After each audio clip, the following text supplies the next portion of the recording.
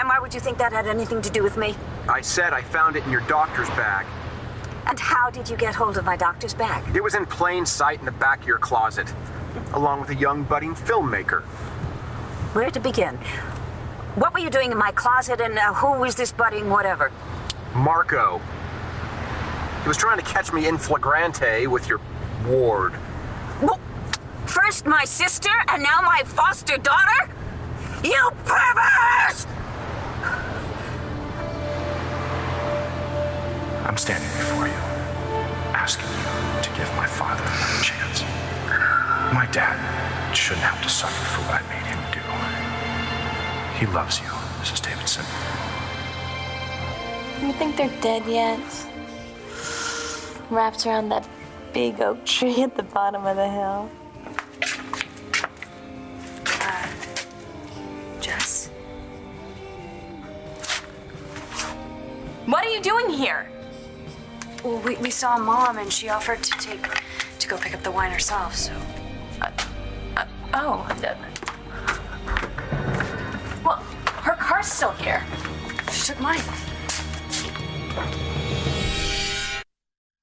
Mom took your car. But why? It was closer. Are you okay? No, I'm not okay. This song reminds me of Nash. Everything reminds me of Nash. I just don't know why I'm doing this to myself. Okay, Mom was right. You shouldn't be alone. I have to put more stock on the risotto. It's in a wreck. Jess, I'm sorry, but do you know where Mom keeps the key for the cupboard? She wants me to lock this box up. What's in there? Oh, just pesticides and stuff your mom doesn't want Bree getting into. Mom. You know, she's always thinking. Yeah. Thank you. Damn it! You screwed it up.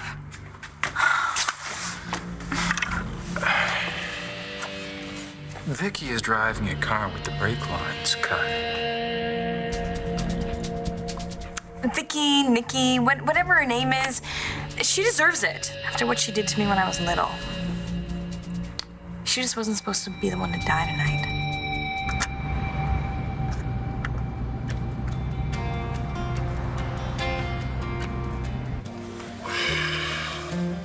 You know, I owe my son. I owe him so much. I understand that. I'd do anything for him. I'd rob a bank. I'd jump in front of a moving train. I'd set aside all my happiness because he deserves that from me. He deserves all that and more. Well, I would do the same for any of my children. I just hope I get a chance to prove it to him. You are such a good man, Charlie B. You're just much too good for your son or me to pass up.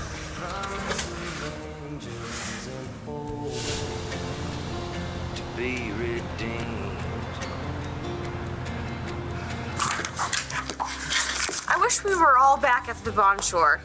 Everything's wrong now. Not everything. Shane's happy. Yeah, and that's about it. Everything else is Well, like just, what? Like Brody. He's not... We didn't even really know each other back when. He was sweet. He offered to marry me when he found out I was pregnant. And then he got his orders to be shipped out, and Yeah, and you had Shane, and you raised him by yourself. For 10 years, it's just been Shane and me. Now Brody comes barreling back into my life like some kind of Superman. Shane worships him, and I don't even know how I feel about him. I don't even know how much I like what I do know. I mean, but if Shane worships him, then that's all that matters, right? Whoa, wait a minute. Are you just sticking it out with Brody for Shane's sake? Well, he's my son, Charlie. You and me, I mean, we would do anything for them. What kind of a man do you think I am? Oh, you're not a man.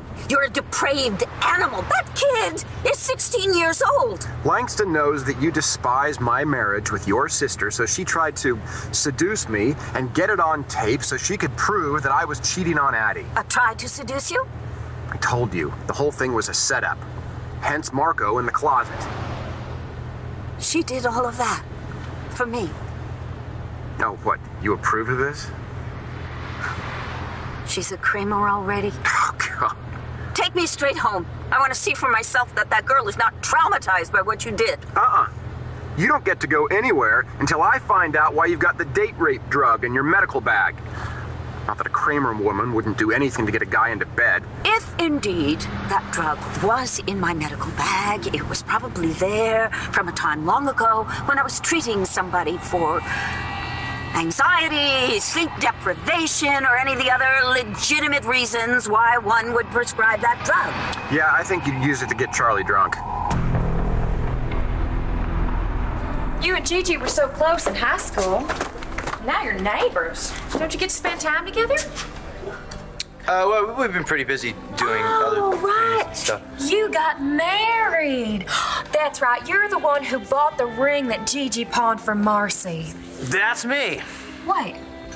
Gigi told me that Shane's father showed up at a wedding where she was a guest. Was it yours?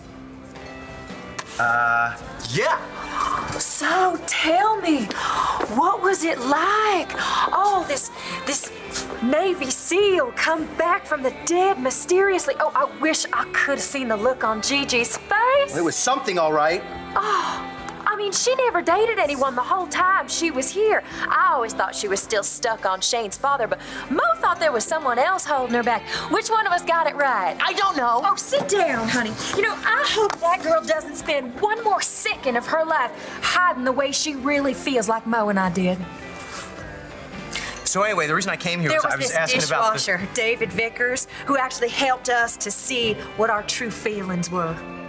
David Vickers. You know him? A little. He was the one who got us to take a good long look, at what we'd been avoiding in our hearts. Sounds intense. Oh, it was. It was like something out of a movie. We finally had the chance to tell each other how we truly felt. Yeah, it's always good when that happens. Oh my goodness. I've been so busy getting caught up, I forgot to ask if you wanted something. No, I'm good. I'm gonna see if I can try to find Bo. Oh, yeah. I really think he needs a friend. Go ahead. Say it, Pa. You let that two-faced she-devil Lindsay Rappaport drag you to the altar the second time. Fool me once, shame on her. Fool me twice.